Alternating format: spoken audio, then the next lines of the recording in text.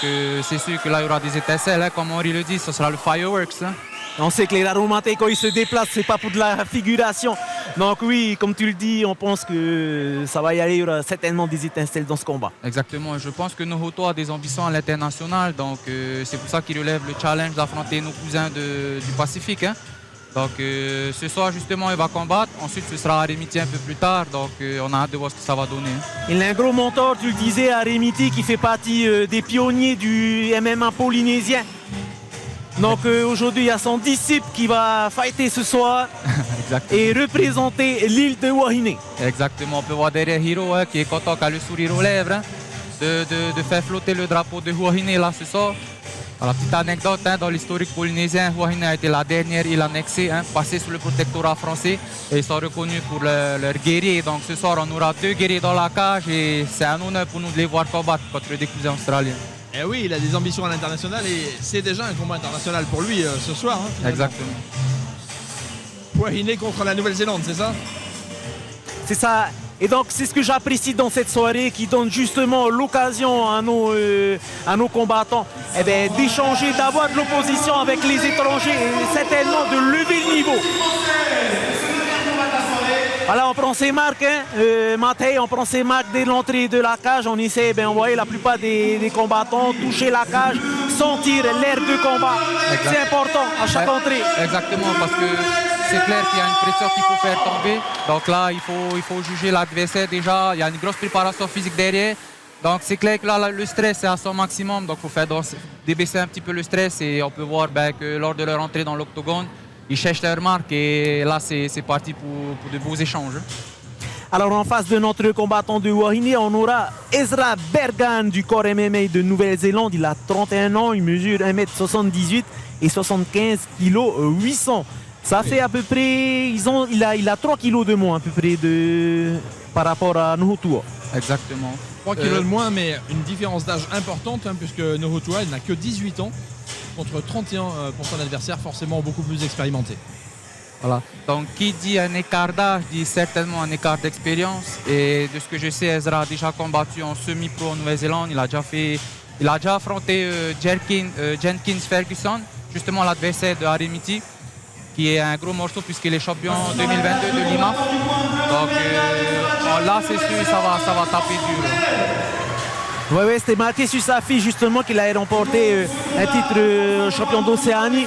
Donc oui, là on aura un combat de styles différents, un peu l'expérience contre la fougue, la jeunesse.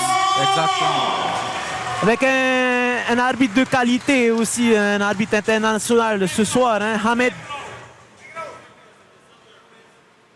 Où nos juges auront la chance aussi d'assister des juges internationaux. Exactement.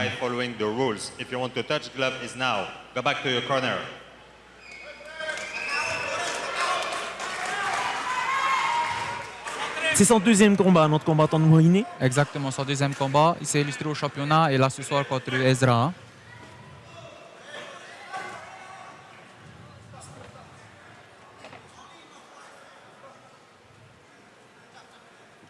Ezra qui allait très posé hein, dans sa boxe.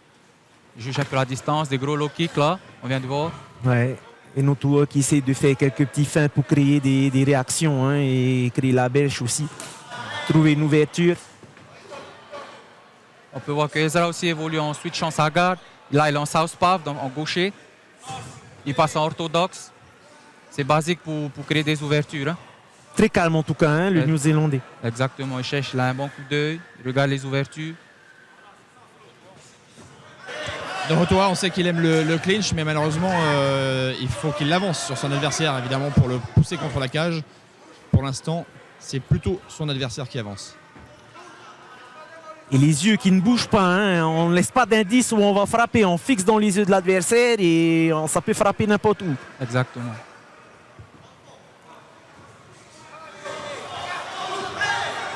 Une bonne remise du crochet avant de Nohotua. Là, ce qu'il faut surtout, c'est vraiment juger la distance. Hein, avec le bras avant, voilà, exactement. À savoir que les remises sur les coups de pied arrière, c'est vraiment le crochet avant. Hein. En tout cas, Nohotua fait une belle opposition aussi pour l'instant. se dégage vraiment une sérénité impressionnante d'Esdra, mais il a été touché cette fois sur un front kick. Un bon cadrage quand même du Néo-Zélandais. Exactement. Face, il l'emmène un peu vers le grillage pour l'enfermer peut-être. Ben, c'est clair qu'occuper le centre de l'octogone, c'est mettre de la pression puisqu'on bouge moins. Hein. Les jolis échanges là. Ouais, faudra faire attention qu'il n'y ait pas de coups durs placés là qui pourraient provoquer un chaos. Bonne réaction de Nohotoa. Voilà, et l'arbitre qui vérifie donc que le matériel est bien positionné. On a senti une petite gêne d'Esdra. On a bien entendu hein, ce low kick. Ezra a souvent la garde baissée, donc ça peut être dangereux pour lui, il peut se faire avoir sur un compte. Surtout que lorsqu'on donne un coup de pied, hein, on est obligé de s'exposer un petit peu. Regarde, on peut voir là un peu hein, qu'il est exposé au niveau du montant. C'est rare de voir des combattants comme ça qui bougent très peu. Il a l'air de contrôler le centre de la cage. Je pense qu'il a l'air un peu sûr de lui de par son expérience. Hein.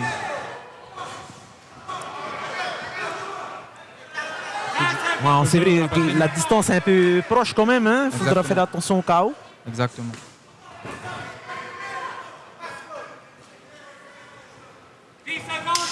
On voit que Ezra est marqué quand même au visage. Nohotoa fait mieux que se défendre. Hein. Il a vraiment un beau premier round, mais c'est sûr qu'Esdra n'a pas l'air trop inquiété pour le moment. On a une belle opposition là. On aurait pu penser qu'Ezra allait dominer, voire gagner par soumission ou par un TKO au premier round.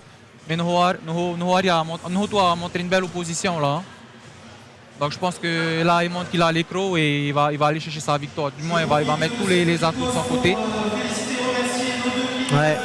Nohotoa là qui est coaché par Hiro Lemaire et notre représentant de MMA polynésien, Henry Burns. Exactement. Je pense qu'Arémite est en train de se concentrer, d'être dans sa bulle. On sait que c'est lui juste après. D'habitude, ce sont les deux acolytes de Wahine. Bon là, il est en pleine préparation. C'est pour ça qu'Henri et Hiro Lemaire mènent un peu le coaching. Exactement. Cette phase de mise en situation mentale est très importante avant de monter dans l'octogone puisqu'on visualise un petit peu ce qu'on va faire durant le combat. Et c'est une phase très importante surtout pour faire tomber le stress avant de monter dans l'octogone. Donc je suis sûr dans son cœur, Arémiti avec son petit protégé et il est sûr qu'il va faire du fireworks comme Henri dit ce soir. Hein. Et oui, il va falloir essayer de casser un peu cette assurance affichée par Esdra, qui est un petit peu comme un tiki tranquille. Exactement. Au centre de la cage. Une bonne gestion des émotions qui est importante pour pas laisser le champ à des ouvertures liées au stress. Hein. Voilà, rien ne transparaît. Hein. Il a le regard parfaitement lucide. Mais et tu disais, ces petits directs du droit peuvent le secouer. Tu disais, Maté, l'étranger, quand même, le Néo-Zélandais est quand même marqué, là, on le voit. Exactement. Il se prend quand même pas mal de coups en contre sur la boxe de Nohotoa. Parce que justement, lorsqu'il balance ses séries, surtout avec les jambes, il baisse la garde. Donc là, on voit ainsi qu'elle est prise de guillotine et le Néo-Zélandais qui essaie d'amener son adversaire au sol. Exactement. Ça y est, c'est fait. Donc je suis pas sûr que c'était que lui. Hein. Nohotoa avait l'air de vouloir y aller aussi. Et il tenait la guillotine, pourquoi pas. Donc là, Ezra qui sort la tête. Ouais, Ezra a relevé la tête. Il passe en side. Ce qu'il faudrait, c'est de vraiment soit récupérer une jambe en semi-garde. Exactement. Donc là, ensuite, il va essayer de passer la jambe en dessous. On peut voir là au niveau du talon. Là, il a récupéré la garde montée, là, le mountain. Et là, il est en position pour de ground and pound s'il réussit à libérer sa tête. Là, il faut que Nohotoa fasse un renversement, qu'il s'aide de la paroi. Avant de faire ça, il faut d'abord qu'il puisse soit récupérer une jambe. Donc, il va devoir s'exposer à des coups. Ou soit bumper, c'est-à-dire monter le bassin. Voilà, exactement, pour le faire basculer et créer un certain déséquilibre.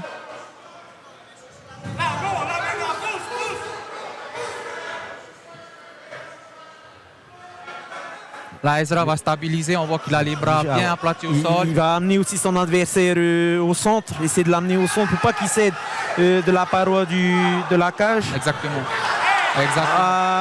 Attention. C'est vrai qu'il donne son dos, mais parfois on est obligé. Et là, c'est de la défense. Là. En tout cas, ça y est, c'est fini. Est passé. Ah, il est déçu. Ah, il est déçu, c'est normal. Mais là, on a senti quand même une sérénité impressionnante de ce Néo-Zélandais.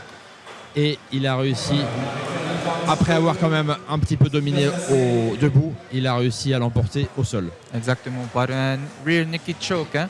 Donc un étranglement dans le dos.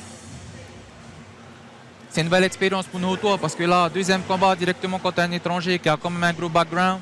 C'est pas donné à tout le monde, il faut avoir le cœur et félicitations à nous, toi. C'est ça, c'est que du plus pour lui ce soir. Être en opposition face à un étranger, un athlète de cet acabit, c'est que du positif. C'est pour engranger de l'expérience surtout. Exactement. Nos athlètes vont pouvoir lever de niveau. Faut pas oublier. Même après une défaite, on apprend. Exactement, on apprend toujours.